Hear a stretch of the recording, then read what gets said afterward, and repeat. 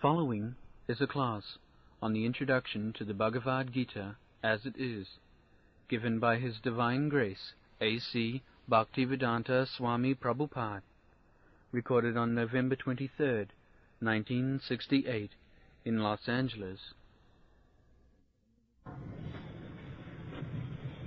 Somebody come read Bhagavad Gita. You read? Come on. Our publication by Macmillan Company, Bhagavad Gita, is out.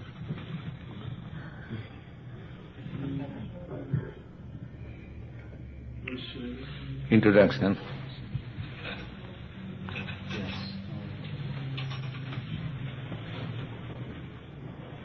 This is the introduction to Bhagavad Gita as it is.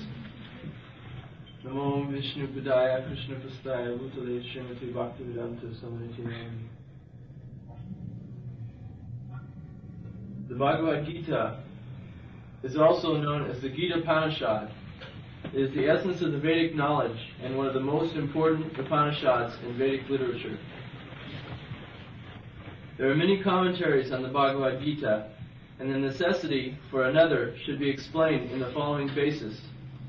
An American lady asked me to recommend an English edition of the Bhagavad Gita, which she could read. I was unable to do so in good conscience. Of course, there are many translations, but of those I have seen, not only in America, but those also in India, none can be said to be authoritative, because in almost every one of them the author has expressed his personal opinion through the commentaries, without touching the spirit of the Bhagavad Gita as it is. The spirit of the Bhagavad Gita is mentioned in the Gita itself. It is like this. If we want to take a particular medicine, then we have to follow the directions written on the label of the bottle. We cannot take the medicine according to our own directions, or the directions of a friend not in knowledge of this medicine. We must follow the directions on the label, or the directions of our physician. The Bhagavad Gita also should be accepted as it is, directly by the speaker himself. The speaker is Lord Sri Krishna. He is mentioned on every page as the Supreme Personality of Godhead, or Bhagavan. Bhagavan sometimes means any powerful person or demigod, but here it means Krishna.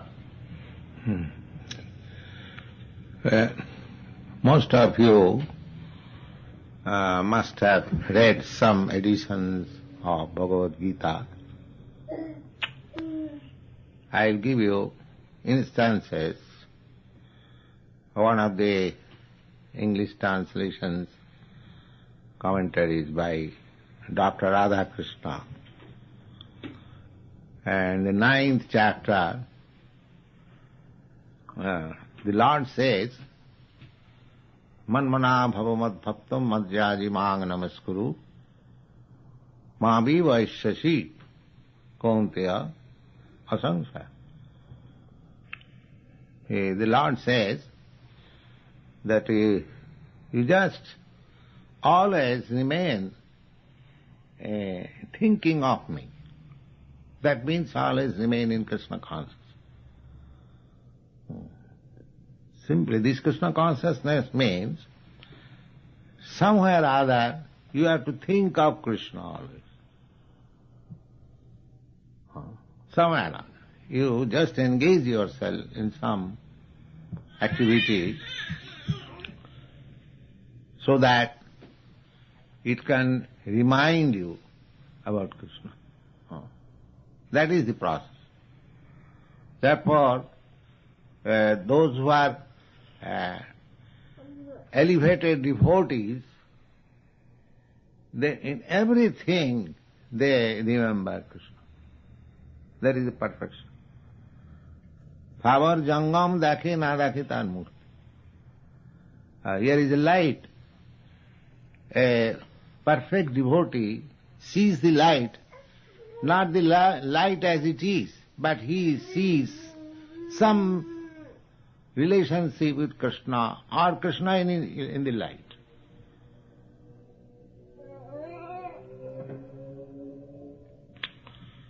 This is stated in the Bhagavad Gita also, that prabhasmi sasisurjaya. Rasoham apsu kaunteya prabhasmi sasisurjaya. Krishna says that I am the taste of the water. Now when you are thirsty, you want water, you feel some nice taste in the water by which your thirst is satisfied. Yes, now I am satisfied. The Krishna says, I am that taste. Similarly, he says, Prabhasmi Sasusurja, the light in the sun, in the moon. I am that light. In this way, he has described. So, when one is highly elevated in Krishna consciousness, in everything, in every action, and every phenomenon, he will see only Krishna. That is the perfection of Krishna consciousness. So that is being taught in the 9th chapter, and in this verse, Manmana bhava mad bhakta, always think. This is the sum and substance of all spiritual advancement. What is that? Smartabam satato Vishnu. One should always be absorbed in the thought of Vishnu, the Supreme Personality of God. That is called Samadhi. That is perfection of yoga. The yoga system is the practice of the most lower class of men. I mean to say spiritually, not materially. Because their mind is so much distracted from here and there, they have to concentrate the mind by practice and focus the mind on Vishnu. That is the yoga perfection, real. Now they are manufacturing so many other things. But the real yoga practice is this, that you have to draw your attention from everything and focus the same on Vishnu. That is yoga. Dhyanavastita manasa pashyanti jam yogina. This is the definition of yogi. They are in meditation. Dhyanavastita. Dhyanavastita means meditation. So those who are yogis, you have heard so much about meditation. There is very popular word in your country. And what is that meditation? The meditation is to focus the mind on the form of Vishnu. Dhyanavastita manasa pashyanti jam yogina.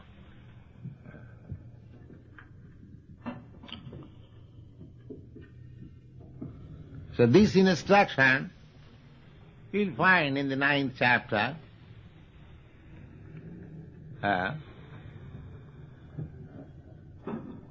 Manmana bhavamad bhakta, always think of me. That is the perfection of life, always thinking of Vishnu. But one commentator, very big commentator, he says, this meditation is not up to Krishna. Just see. Krishna says that meditate upon me in the Bhagavad Gita, and the commentator says, it is not up to Krishna. In this way, in similar way, or a different way, every commentary on Bhagavad Gita so far published, I have seen, their business is how to divert one's attention from Krishna. Although in the Bhagavad Gita, the main factor is Krishna. That is mentioned here. What is that?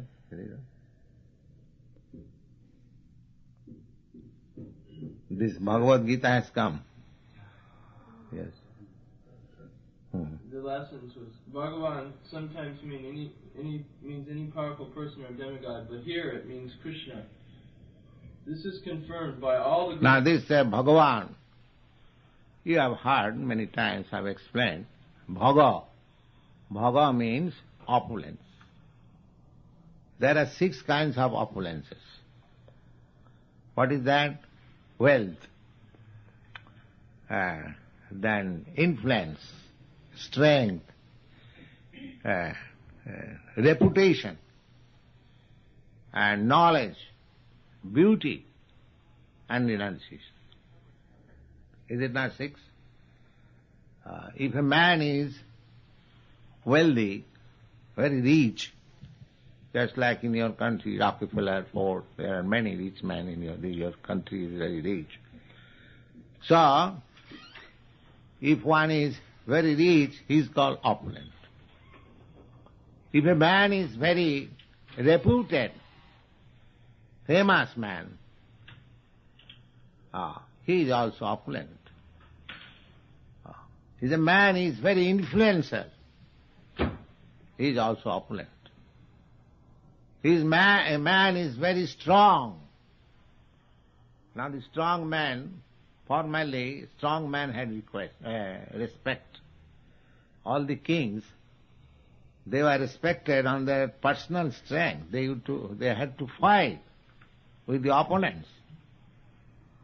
So that is also opulence. Then beauty, a very beautiful man or woman, that is also opulence. And wise, very learned, wise man, that is also opulence. Scientist, philosopher, mathematician.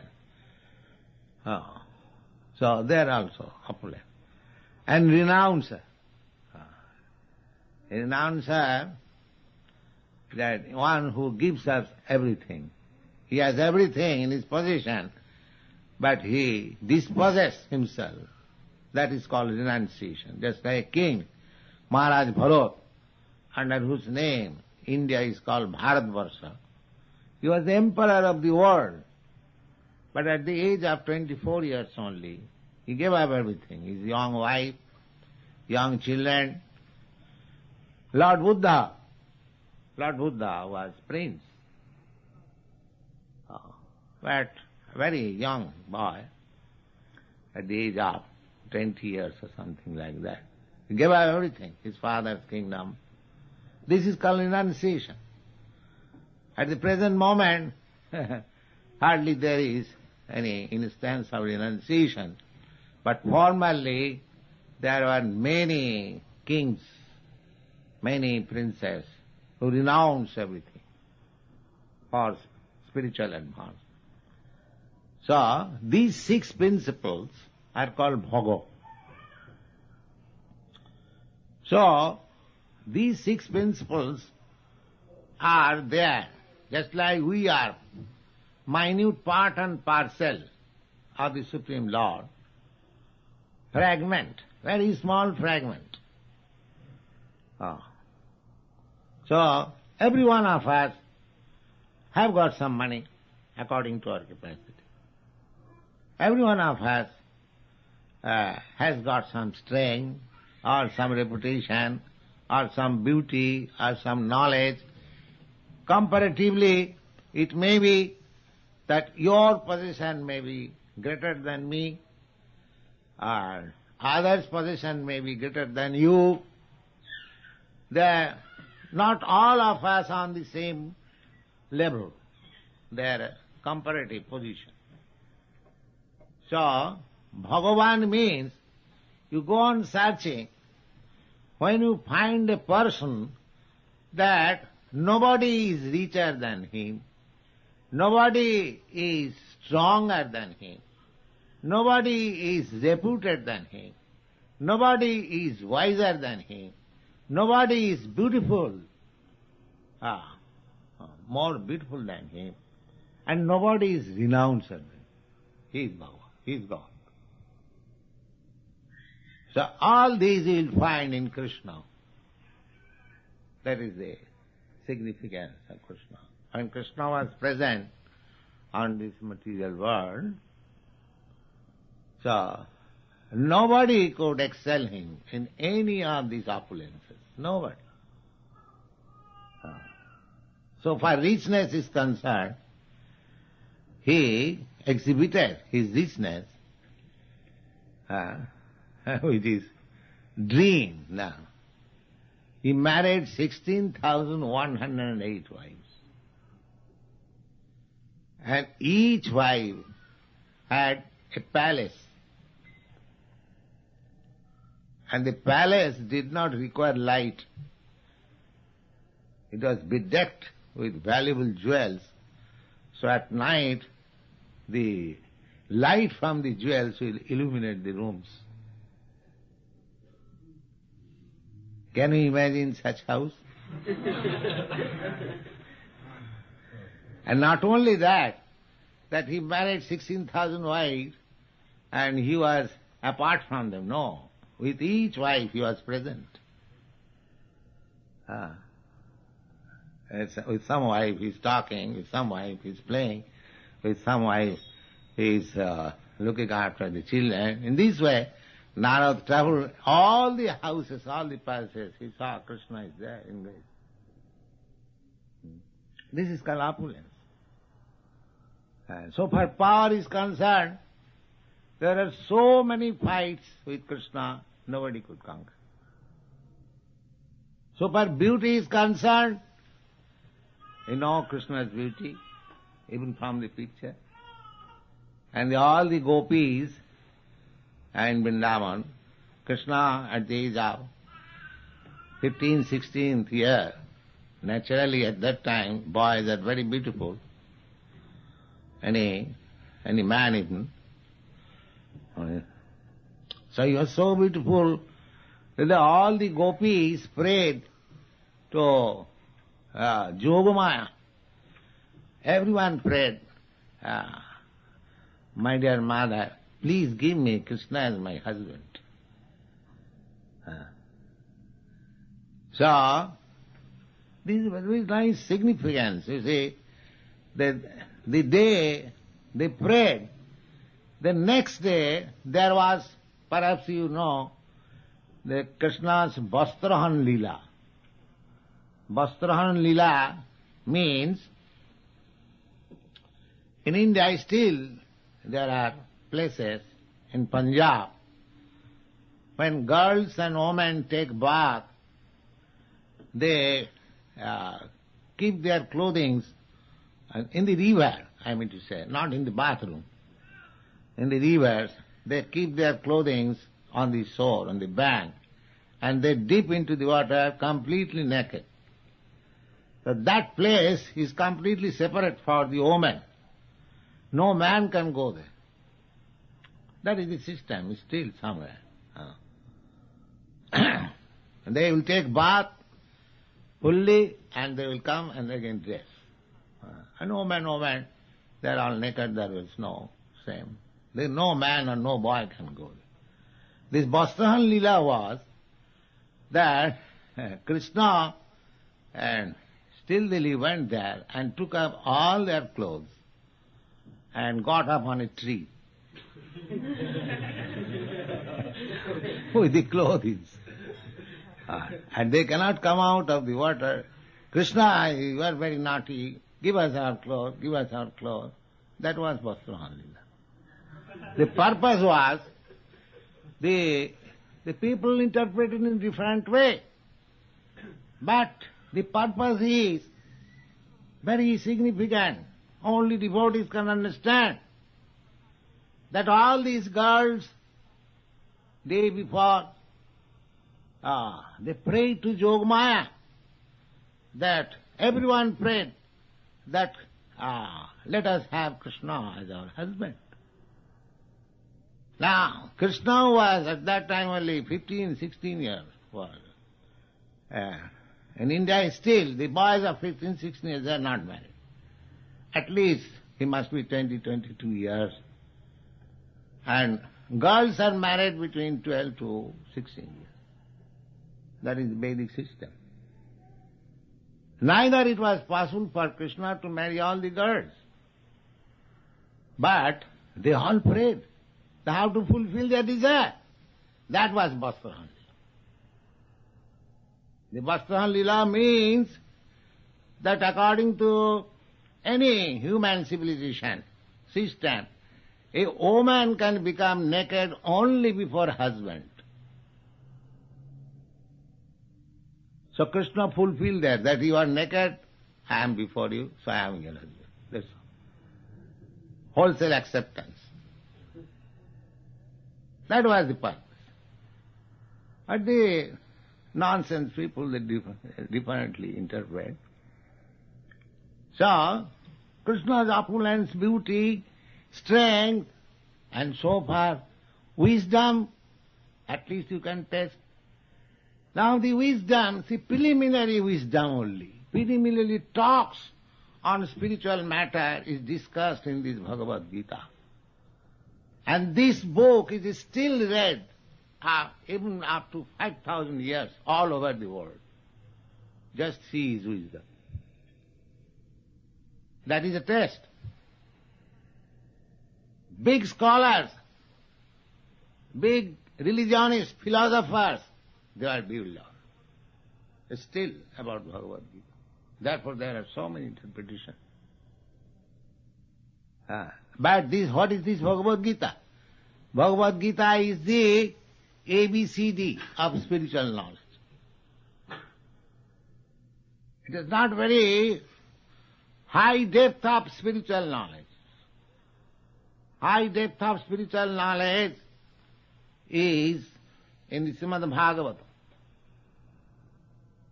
This is only entrance, just like children are taught ABCD, or first book of knowledge. It is only the first book of knowledge.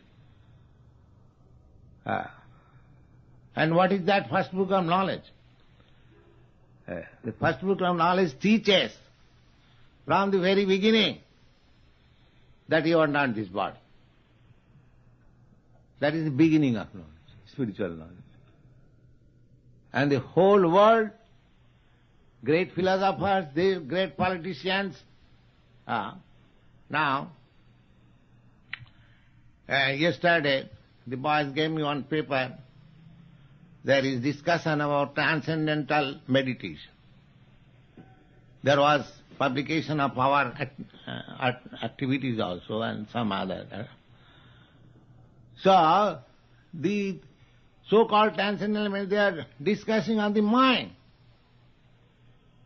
And the Bhagavad Gita, mind is immediately rejected as matter. So, transcendental meditation, they are on the platform of the mind. Just see. And the Bhagavad Gita says that mind is external nature only. Indriyani pararahu indriyabhya param manah manasastu paro buddhi buddhestu ja parasha. In the gross material concept of life, we are under the impression that I am this body. Therefore, we are concerned with the senses. If our senses are gratified, we think we are now satisfied. So, this is the gross type of existence. And it's the existence of ignorance, illusion, maya. When one is under the thought that I am this. This is illusion. Illusion means you accept something, something is presented as reality, and you accept it. Just like the example is given, water in the desert, mirage. There is no water, but an animal is hankering, is running after water in the desert. That is practical. And due to sunshine, there is a reflection It appears in the desert. Sometimes you might have seen, not here, in India we have seen several times. There is vast water and it is reflecting. The reflection.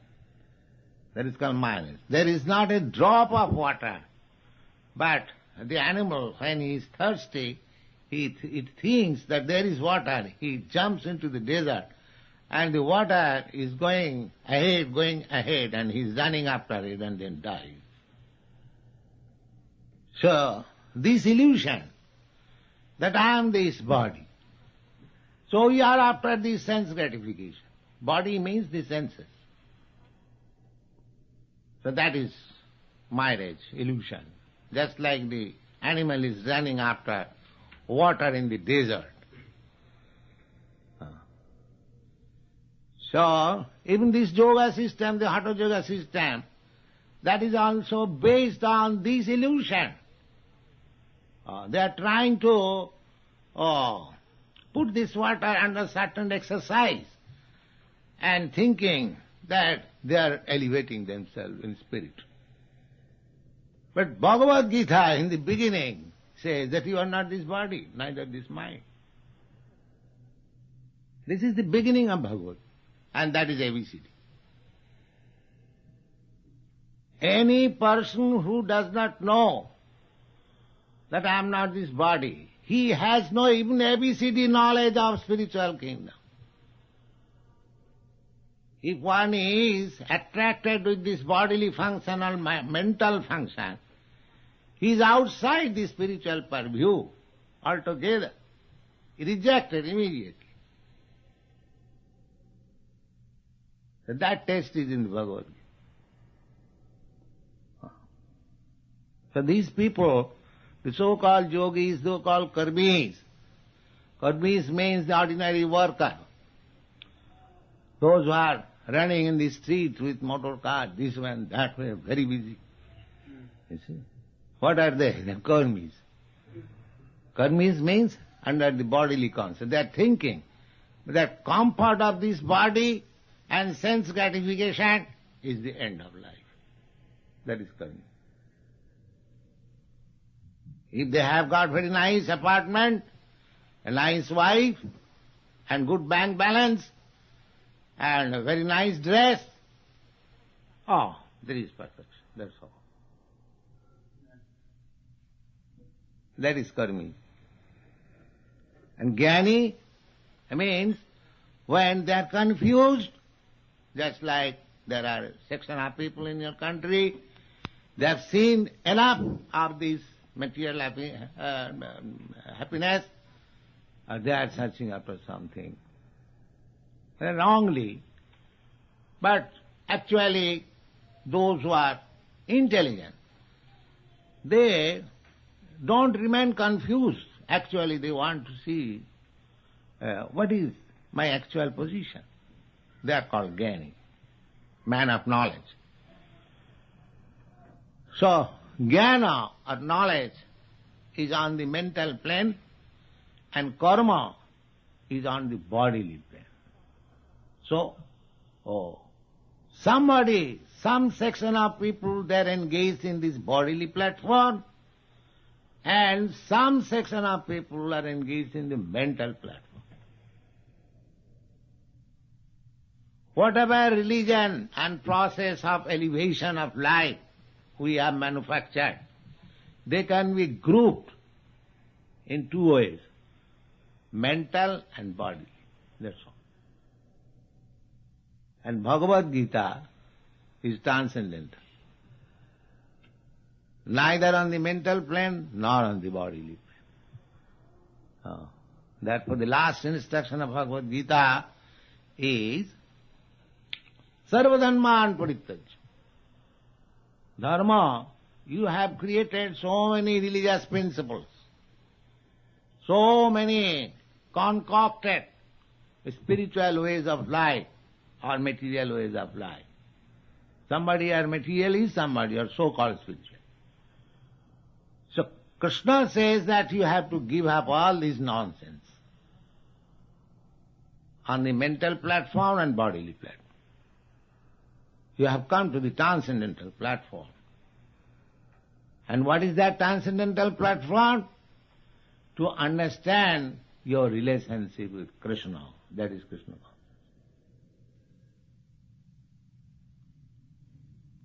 Read.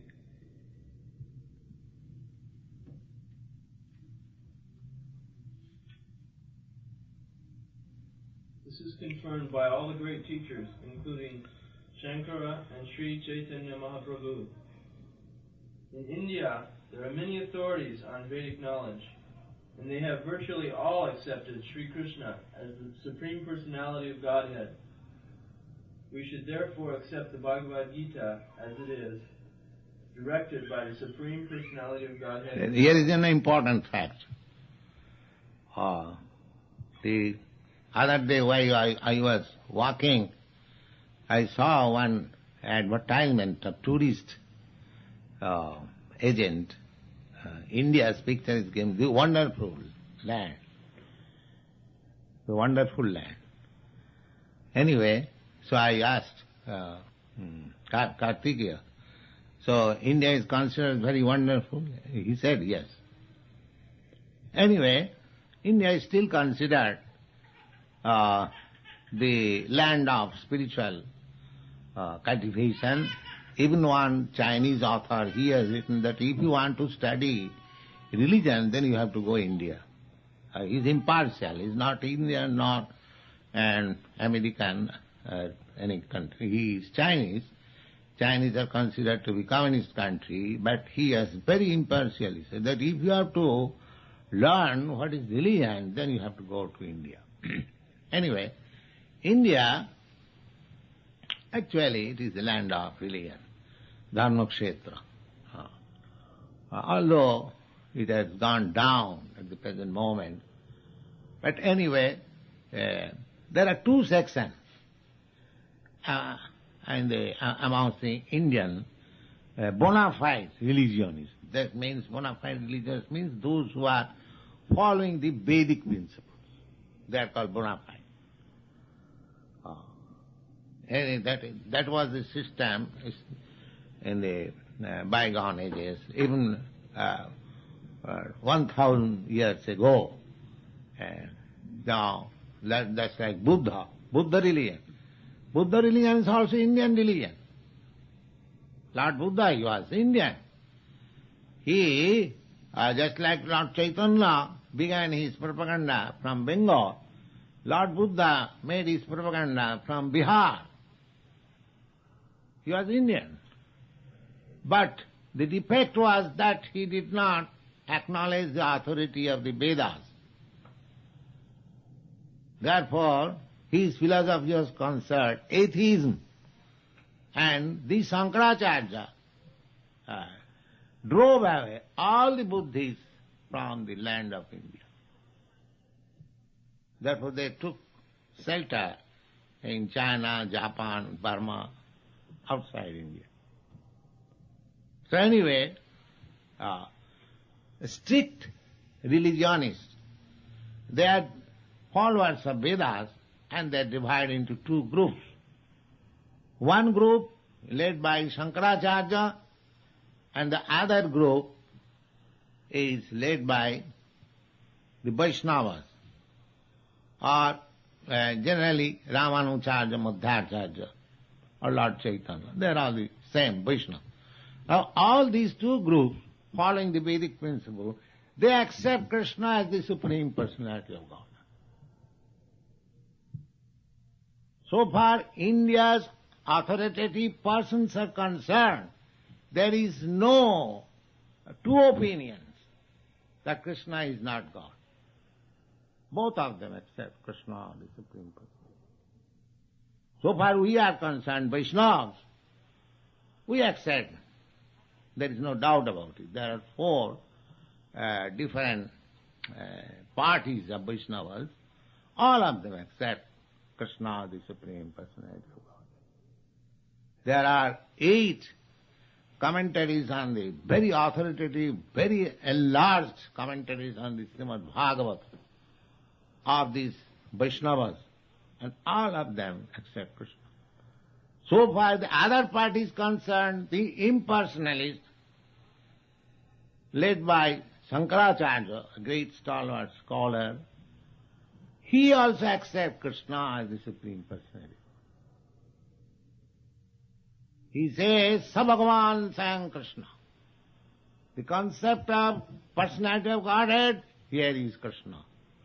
And people may misunderstand, therefore he has specifically mentioned Krishna, who has appeared as the son of Devaki and Vasudeva. Particularly, just like when you have to put your identification, you have to give your father's name or your husband's name.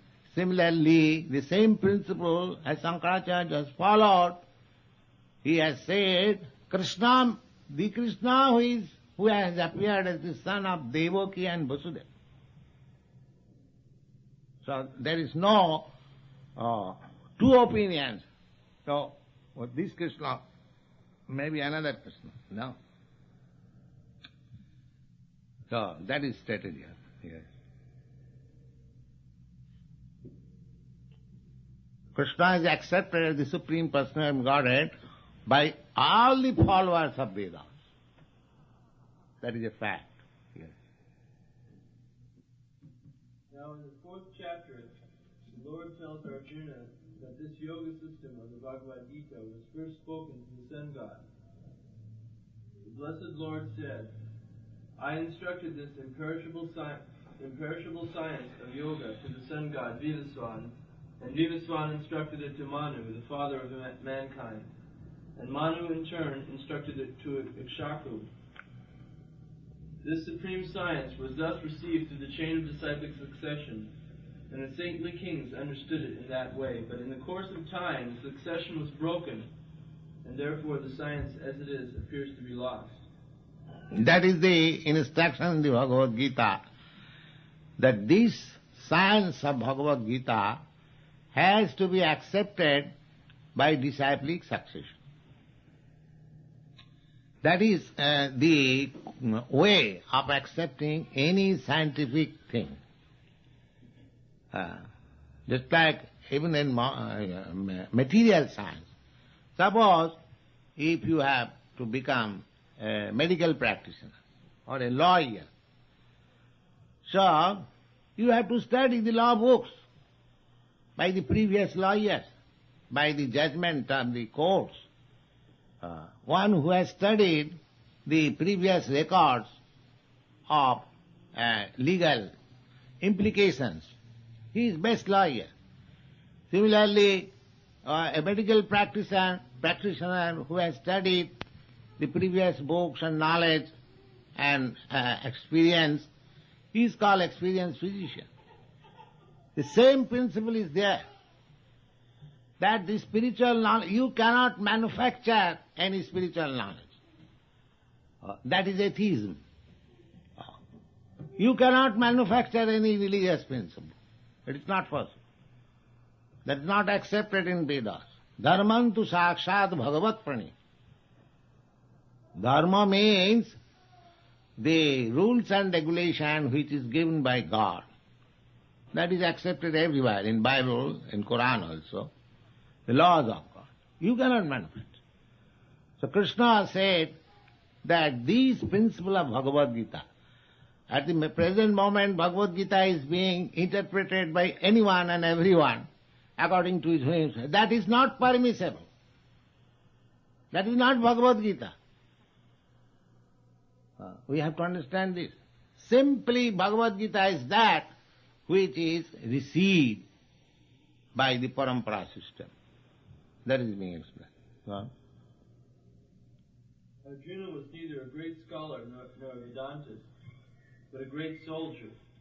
A soldier is not supposed to be scholarly, and so Arjuna was selected to understand the Bhagavad Gita because of one qualification only. He was a devotee of the Lord. This indicates that the Bhagavad Gita is especially meant for the devotee of the Lord. So this point is discussed that just like this yogi, Maharishi, he has also written one Bhagavad What right he has got? He has no right to say anything about Bhagavad Gita because he is not a devotee. Bhagavad Gita is taught to Arjuna. He was neither a yogi, nor a scholar, nor a Vedantist, nor a Brahmin even. He was Kshatriya, nor a sannyasi even. He was Grihastha. He had 3 wives and so many children. And he was fighting for kingdom. What is the qualification that Bhagavad Gita was taught to him? Because he was devotee. People have to see how Bhagavad Gita is to be accepted. Especially Krishna mentions in the 4th chapter that I am speaking to you. The disciplic succession is now broken. Therefore I am speaking to you the old system of yoga, Bhagavad Gita again, unto you. Why unto me, Krishna? Because you are my devotee. That was the answer. The only qualification to understand Bhagavad Gita is to become a devotee of Krishna, otherwise it is not possible. Just give this challenge to everyone. What do you understand about Bhagavad Gita? You are not devotee of Krishna. How you can understand Bhagavad Gita so that you are speaking of Bhagavad Gita and cheating people? So, bring all the books which are published in your country and find out a single man who is a Krishna's devotee. Nobody of them. Then what authority he has got to write on Bhagavad Gita? He has no right. It is simply poking your nose in others' business. Nonsense. Just challenge this person. So what right you have got? He has no right. The rascals, they said everyone is God. And how they can be devotee? Does a devotee say that everyone is God? They say God is one.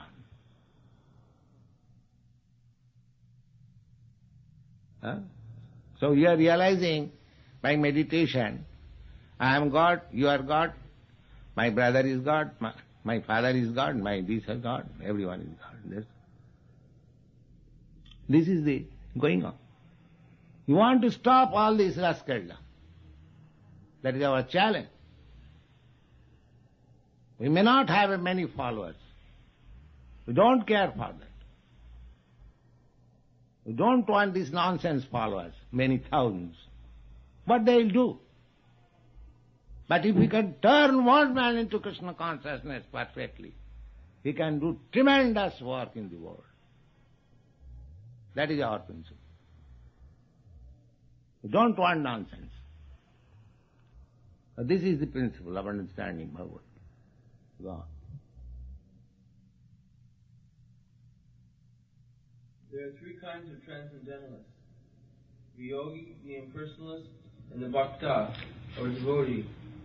Krishna says to Arjuna, I am making you the first man of the disciplic succession. The old succession is broken. I wish to re-establish the line of teaching which was passed down from the sun god. So you become the authority of the Bhagavad Gita. The Bhagavad Gita is directed to the devotee of the Lord who is directly in touch with the Lord as a friend. To learn the Bhagavad Gita, one should be like Arjuna, a devotee having a direct relationship with the Lord. This is more helpful than yoga or impersonal philosophical speculation. The devotee can be in relationship with the Lord in 5 different ways. He may have a passive relationship. Now here is explained who is a devotee. That is explained. Yes. He may have a passive relationship. He may have an active relationship. 3, he may be in friendship. 4, he may have the relationship of a parent. And 5, he may have the relationship of a conjugal lover of the Lord. Arjuna was a devotee in relationship The passive relationship is simply realizing, oh, how God is great. God is great. One is thunderstruck with the greatness of God. That is passiveness. God is great. When that relationship is enhanced a little more, the next stage is that if God is great, why not give Him some service? Just like we are accustomed to give some service to some person who is greater than me. That is the laws of nature. Just like the animals. The animals are giving service to the man, because the man is supposed to be greater than the animal. Similarly, one man is greater than the other, so the smaller man is giving service to the greater man. That is the law of nature.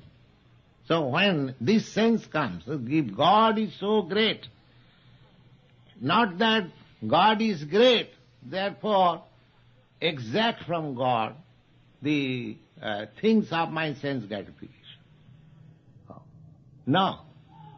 The real love is that God is great, God is supplying us so many things, all our necessities.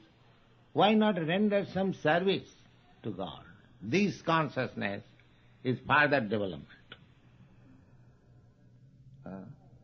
The next development is to give service to God as friend, just like Arjuna is giving.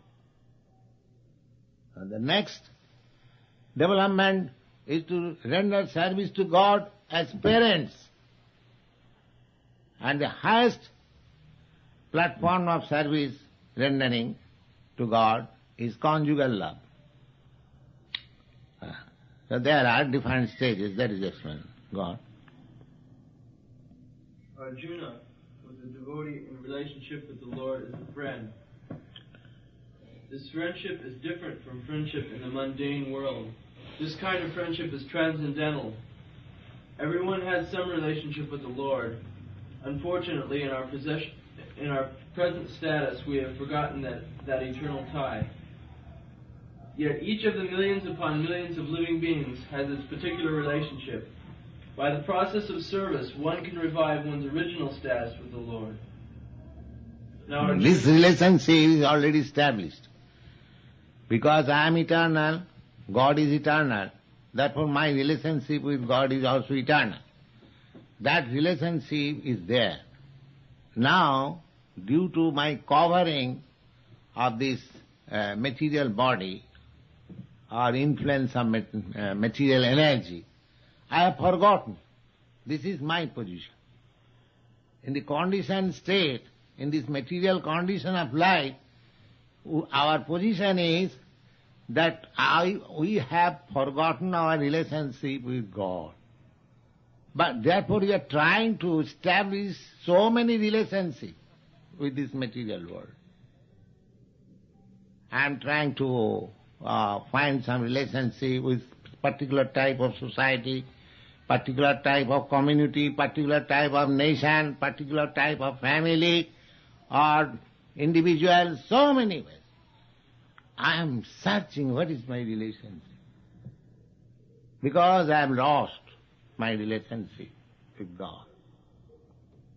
Therefore I have to re-establish, I have to revive my old relationship with Krishna. That is Krishna's consciousness. This Krishna consciousness process is to, just like in darkness, you are finding your things, your watch. You cannot find it out. Sometimes you're touching this, sometimes touching this, sometimes touching this. But the real thing you are not touching. So you are bewildered. You are harassed. And now, if you touch Krishna consciousness, this harassment will be stopped. It is so nice thing. We are giving you your lost relationship, which you are searching out life after life. And you are confused. Take this. You'll be happy. You'll find your relationship, eternal relationship with Krishna.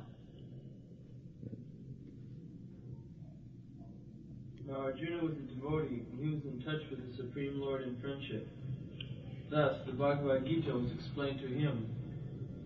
How he accepted it should be noted.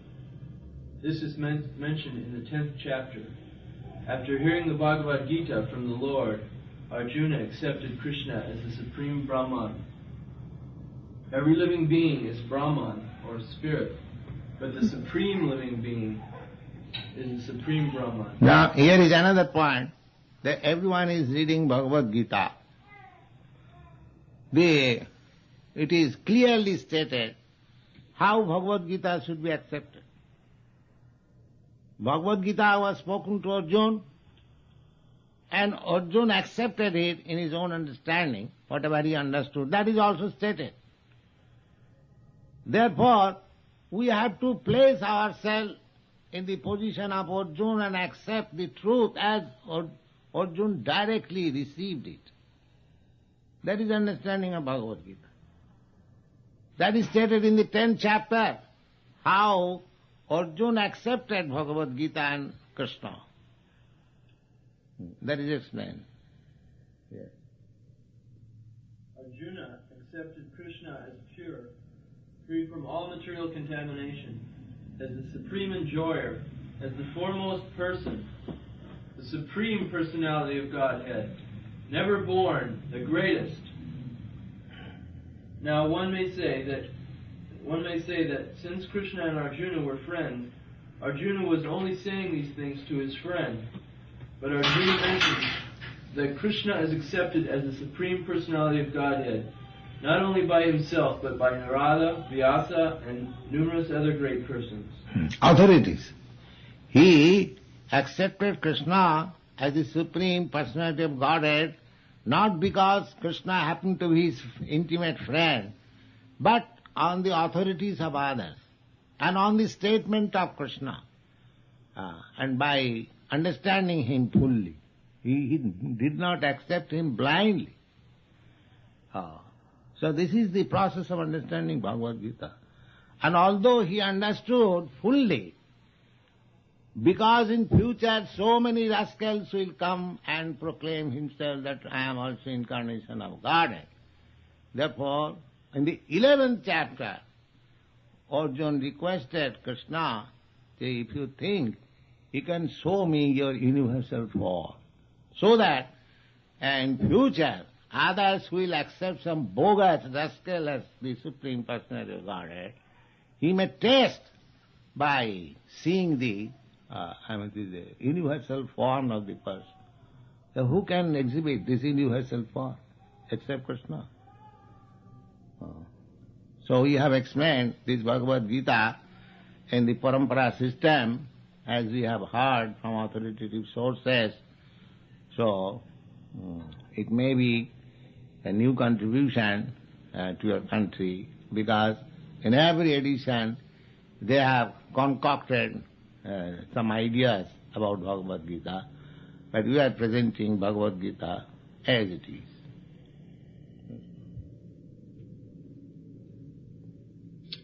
So any question?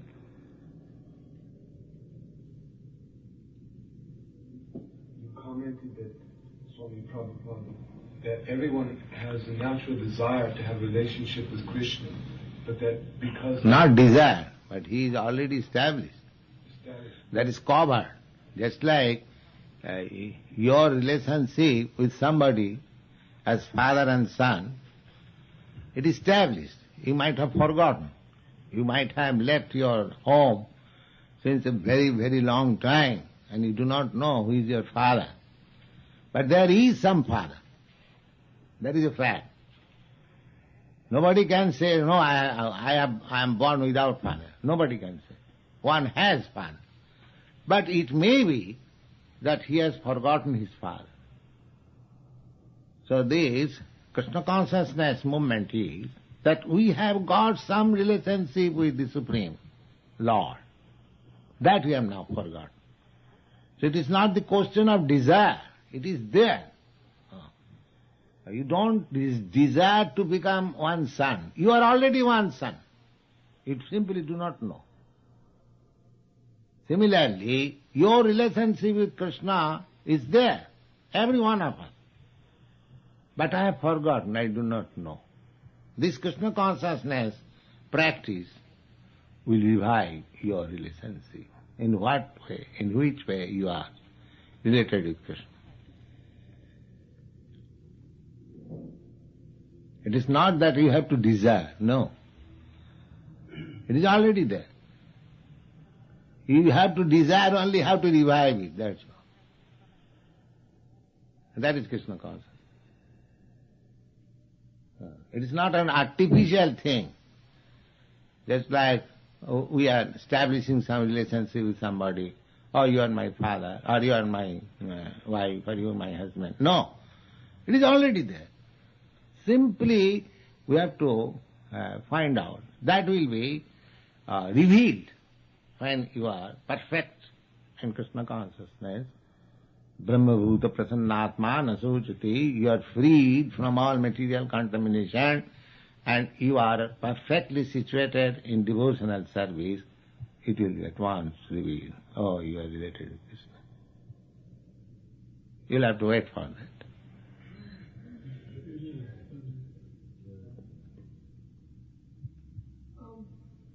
Who was Jesus' father? Who was Jesus' father? God. You do not know that? Oh, he said that I am son of God. How is that? You are asking of Jesus, you do not know this? He said himself that I am son of God. You do not know this? Oh, I didn't know that. I didn't know you that. I wasn't thinking of that kind of father.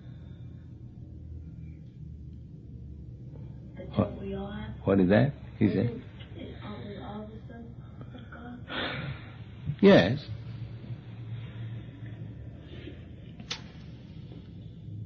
I'm thinking that Lord Jesus Christ had a relationship with Joseph. Joseph was married to his mother Mary. And so he's thinking, what is Jesus' relationship with Joseph if Jesus is son of God?